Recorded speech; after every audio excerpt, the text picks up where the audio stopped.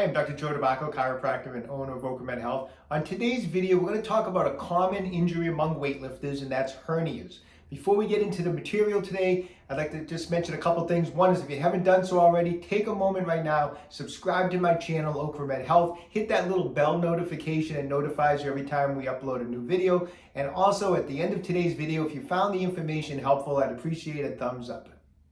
So among weightlifters, probably the most common type of hernias is what we call an inguinal hernia, which is a hernia in the lower groin area. It's usually on the left or right side.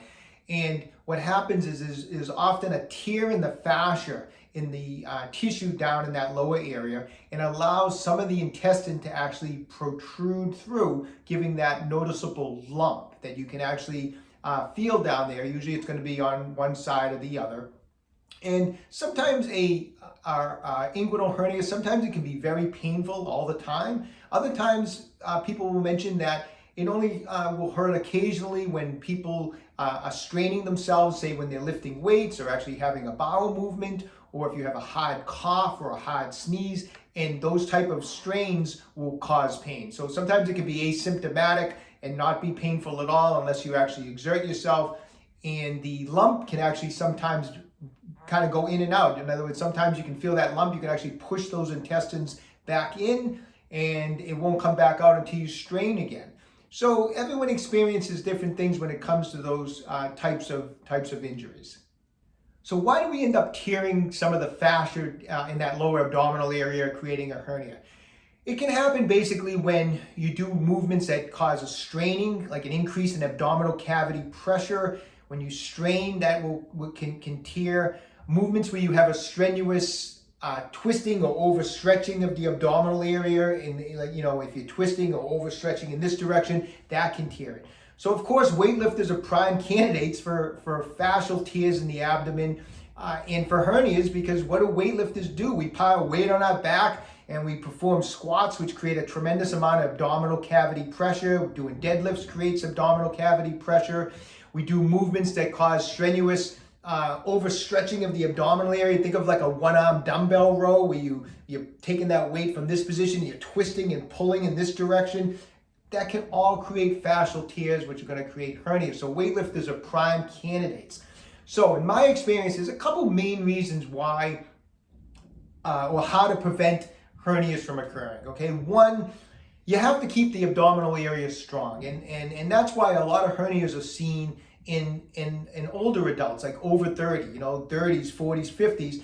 Those are people that are lifting weights. They're not putting the time into doing the abdominal work. You have, maybe you're busy, you don't have as much time. You have a job, you have a family, and you only have an hour to get to the gym to do your chest workout, and you do all your chest work and you leave and you don't have time to do the abdominal work. And so adults over 30 tend to do less and less abdominal work because it's not a priority, and the abdominal muscles tend to get weak over time, makes it more susceptible to an injury. So number one, make sure you spend the time and work those abdominal muscles, work those core muscles. We're not going over that today, but that is something I want everyone to keep in mind, that you have to keep the area strong. What we are going over on today's video, which is the second way to prevent hernias, is to keep the muscles in the fascia, to keep it flexible, to keep it mobile, to keep it loose. People get tight in here. We don't tend, as the general population of weightlifters, we don't tend to loosen up and stretch this area. We do a lot of stretching. We'll stretch our hamstrings, we'll stretch our quadriceps, we'll stretch our shoulders, but we don't tend to do anything in here, and this area will get tight. It will get restrictions in the fascia. And now that the fascia is getting restricted and everything's, the tissue's shortening in there, it doesn't have the mobility that you need. So now when you overstretch it, it's more susceptible to an injury. So today's video is going to be focused on how to keep this area mobile. I have a couple great fascial release movements to help open this up, to help keep that fascia loose and flexible, and that's going to be a huge way to avoid fascial tears and hernias. So let's get right to it. So this first movement that we're going to go over, we're going to do it in a 3-phase type of plan, okay? So I'm going to show you phase 1, phase 2, phase 3, because if you're not used to doing mobility work and fascial stretching type of work for the abdominal muscles, it's going to feel tight and you're going to need to work on phase 1 first. Okay, so let's move into phase 1. Okay, so here's phase 1. We're going to get on the ground, bring the legs out. You can just relax your feet. Try to keep the hips from staying on the ground. Don't let them off the ground. Don't let them lift up. And phase 1 is just going to be getting on the elbows and try to press your shoulders up and look at the wall in front of you, keeping the pelvis on the ground. Don't do this movement and let the hips start to come up. If it's really tight, that's what it's going to feel like. You're going to start to come up and the hips are going to come up with it because you're not going to have the mobility in the abdominal area. So only come up as far as you can without letting the pelvis come off the ground. And when you go up as far as you can, then that's the position you're going to hold. And you're going to hold this for 60 seconds. And the whole time during it, I want you to really concentrate on your breathing. I want nice deep breaths in through the nose. And then either back out through the nose. Or you can take the breath in through the nose and out through the mouth.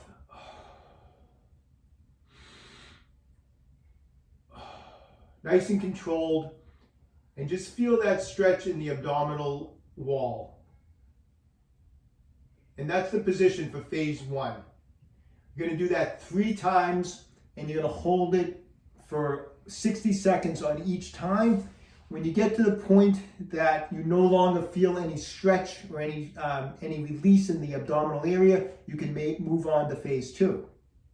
Okay, so phase 2, we're back in this position again. This time we're going to get on the palms of our hand and we're going to press up. Once again, the key component here is do not let the pelvis come off of the ground. So press up.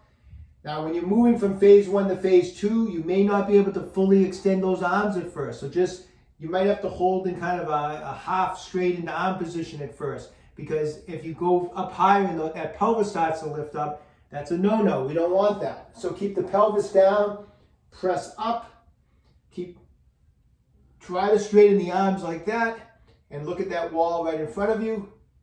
Once you get into that position, and like I said, if you only can go to here, just stay in this position, okay?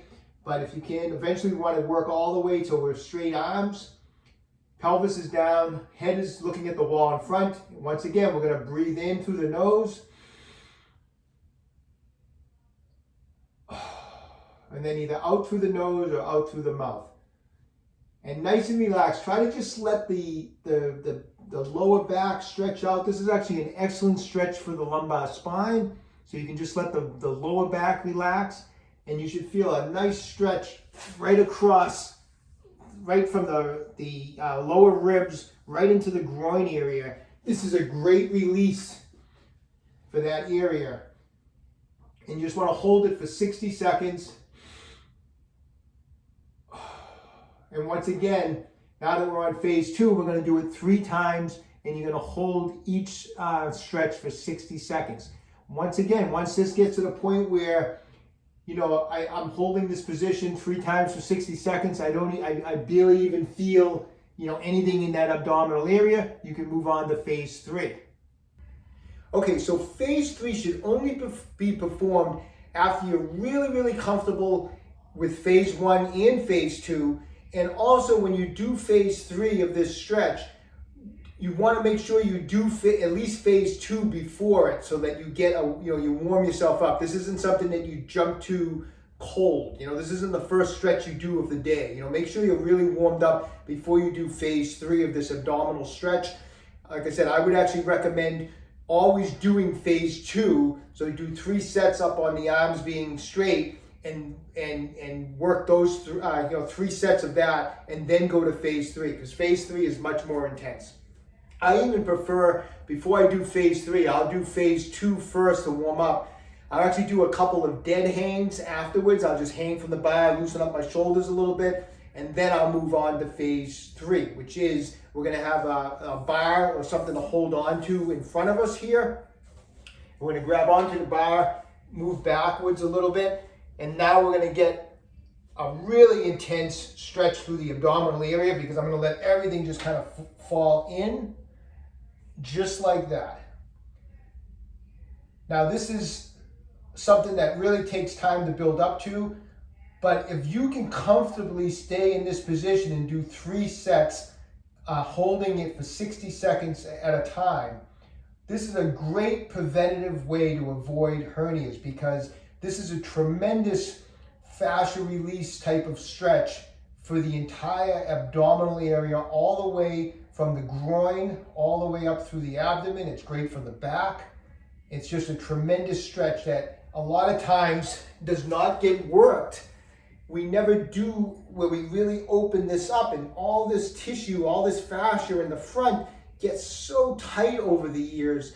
And unless we do this type of work, we're more susceptible to injuries, and we're obviously more susceptible to hernia type injuries. So being able to work up to and finally be able to do phase 3 is a great preventative movement. When I do this stretch, you feel it all the way from the hip flexors, the groin, the lower abdominal area, all the way up through the abdominal area. You feel it through the shoulders. It just opens up this entire front part of your body.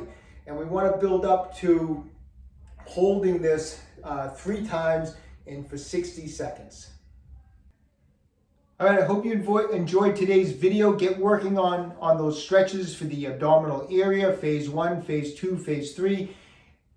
No rush getting through those phases. If you have to stay at phase 2 for, I don't care if it's 3 weeks or 3 months, you stay there until you loosen up enough to move to phase 3. So it's not something that you need to rush through, but it is something that you want to be doing for the rest of your life. This isn't something we do for just 2 months, get loose, and then stop doing it. You need to do this. This is something that is so important to prevent injuries, so important to prevent hernias. You want to be doing these stretches like all the time for the rest of your life, okay? So best of luck. Leave me a comment in the comment section down below. Let me know how you're doing. If you haven't done so already, pick up a copy of my new book. It's called A Fitness Carol. It's available at afitnesscarol.com, or you can go to amazon.com and pick up a copy.